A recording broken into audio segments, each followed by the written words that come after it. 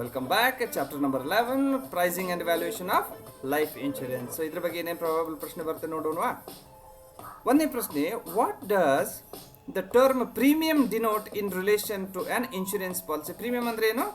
Simple, price paid by an insured. Insured ಅಂದರೆ policy holder. Price paid by an insured to purchase policy, ಅದಕ್ಕೆ ನಾವು premium ಅಂತ ಕರಿತೀವಿ.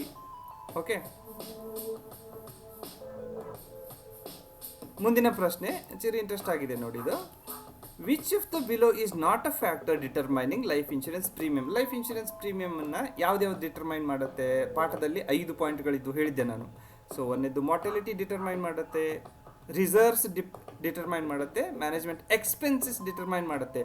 But which does not determine, which is the factor which doesn't determine is rebate. Rebate determine ಮಾಡೋದಿಲ್ಲ. Okay, ಮುಂದಿನ ಪ್ರಶ್ನೆ, what is policy withdrawal? Policy withdrawal ಅಂದ್ರೆ ಏನು? So policy withdrawal ಅಂದರೆ surrender of a policy in return for acquired surrender value. ಒಂದು maturity ಆಗುತ್ತೆ, maturity ಬಿಟ್ಟು ಮಧ್ಯಾಹ್ನ ನೀವು ನಿಮ್ಗೆ ಕಂಪ್ಲೀಟ್ ಪಾಲಿಸಿನ ವಿಡ್ರಾ ಮಾಡ್ಕೋಬೇಕು ಅಂದರೆ ಸರೆಂಡರ್ ವ್ಯಾಲ್ಯೂ ಅಕ್ವೈರ್ ಆದಮೇಲೆ ನೀವೇನು ಮಾಡ್ಬೋದು?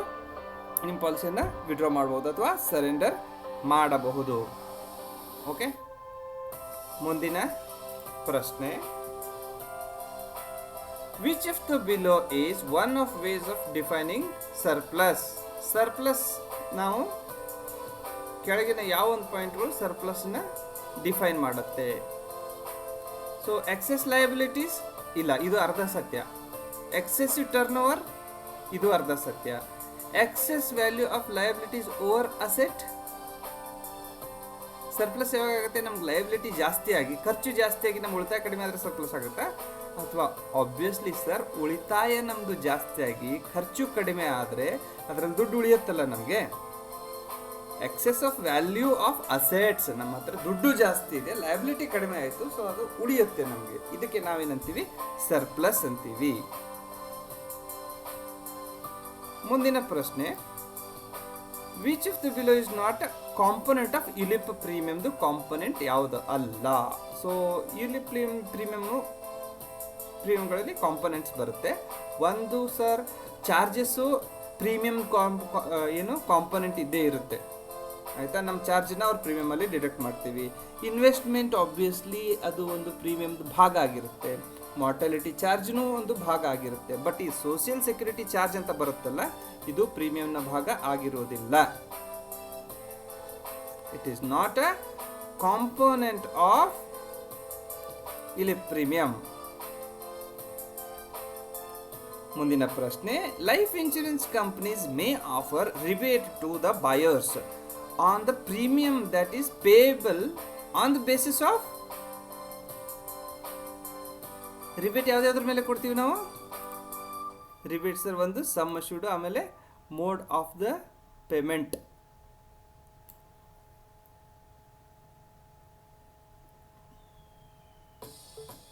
Some assured chosen by buyer, ಮತ್ತೆ mode of payment. Mode of payment ಅಂದರೆ ಕ್ಯಾಶ್ ಚೆಕ್ ಕಾರ್ಡ್ ಅಲ್ಲ. ಮೋಡ್ ಆಫ್ ಪೇಮೆಂಟ್ ಅಂದರೆ ಮಂತ್ಲಿ, ಇಯರ್ಲಿ, ಹಾಫ್ ಇಯರ್ಲಿ, ಅದು ಒಂದು ಮೋಡ್ ಆಫ್ ಪೇಮೆಂಟು. ಇಲ್ಲಿ ಅದು ಇದ್ರೆ ಎರಡೂ ಕರೆಕ್ಟ್ ಆನ್ಸರ್ ಆಗ್ತಿತ್ತು. ಇಲ್ಲಿ ಮೋಡ್ ಆಫ್ ಪೇಮೆಂಟ್ ಅಂದರೆ ಕ್ಯಾಶ್ ಚೆಕ್ ಕಾರ್ಡ್ ಇದೆ, ಸೊ ಇದು ಸರಿಯಲ್ಲ. ಸರಿಯಾದ ಉತ್ತರ ಸಮ್ ಅಶ್ಯೂರ್ಡ್. ಜಾಸ್ತಿ ಆಗಿದ್ದರೆ ನಾವು ಅವ್ರ ಪ್ರೀಮಿಯಮನ್ನು ಇನ್ನೂ ಕಡಿಮೆ ಮಾಡಬಹುದು. ಓಕೆ,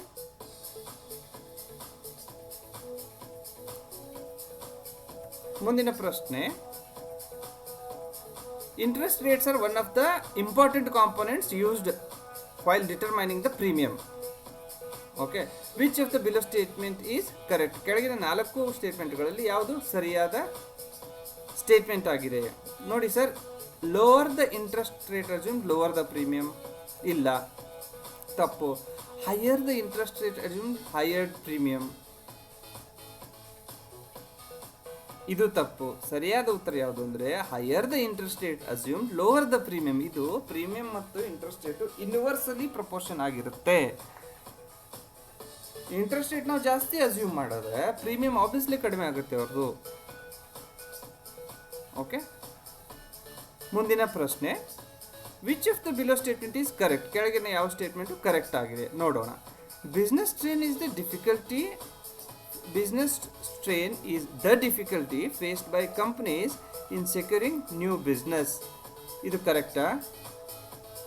ಇಲ್ಲ, ಇದು ತಪ್ಪು. Business strain is not a difficulty.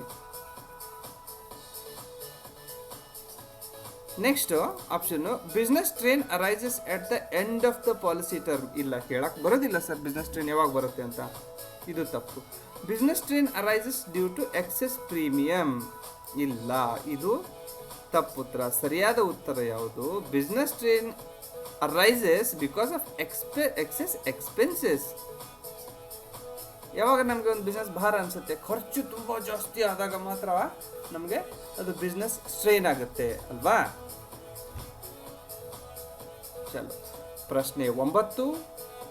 With regards to valuation of assets by insurance companies,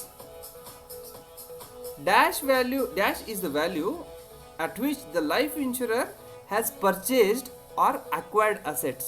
so ಇದರ ಉತ್ತರ ಮಾರ್ಕೆಟ್ ವ್ಯಾಲ್ಯೂ ಅಲ್ಲ, ಡಿಸ್ಕೌಂಟೆಡ್ ಪ್ರೆಸೆಂಟ್ ವ್ಯಾಲ್ಯೂ ಅಲ್ಲ, ಡಿಸ್ಕೌಂಟೆಡ್ ಫ್ಯೂಚರ್ ವ್ಯಾಲ್ಯೂ ಅಲ್ಲ, book value. With regards to the valuation of assets by companies. ಒಂದು company ಅಸೆಟ್ಗಳನ್ನು ನಾವು ಯಾವ ಆಧಾರದ ಮೇಲೆ ಅಕ್ವೈರ್ ಮಾಡ್ತೀವಿ ಅಂದರೆ ಬುಕ್ ವ್ಯಾಲ್ಯೂ ಆಧಾರದ ಮೇಲೆ ನಾವು ಏನು ಮಾಡ್ತೀವಿ? ವಸ್ತುಗಳನ್ನ ಆ ಅಸೆಟ್ಗಳ ವ್ಯಾಲ್ಯೂಯೇಷನ್ ಮಾಡ್ತೀವಿ. ಓಕೆ, ಸೊ ಇಲ್ಲಿ ನಿಮ್ಮದು ಚಾಪ್ಟರ್ ನಂಬರ್ 11 ಕಂಪ್ಲೀಟ್ ಆಯಿತು. ಸೊ ಚಾಪ್ಟರ್ ನಂಬರ್ 11 ಇಲ್ಲಿ ಕವರ್ ಆಯಿತು. ದಯವಿಟ್ಟು ಪ್ರಶ್ನೆಗಳನ್ನು ಮತ್ತು ಉತ್ತರಗಳನ್ನು ಮತ್ತೊಂದು ಸತಿ ನೋಡಿ ಸರ್. ಈ ವಿಡಿಯೋ ನೋಡಿ ರಿಪೀಟ್ ನೋಡ್ತಾ ಪಾಠವನ್ನು ಇನ್ನೊಂದು ಸತಿ ಓದಿ. Okay, thank you very much.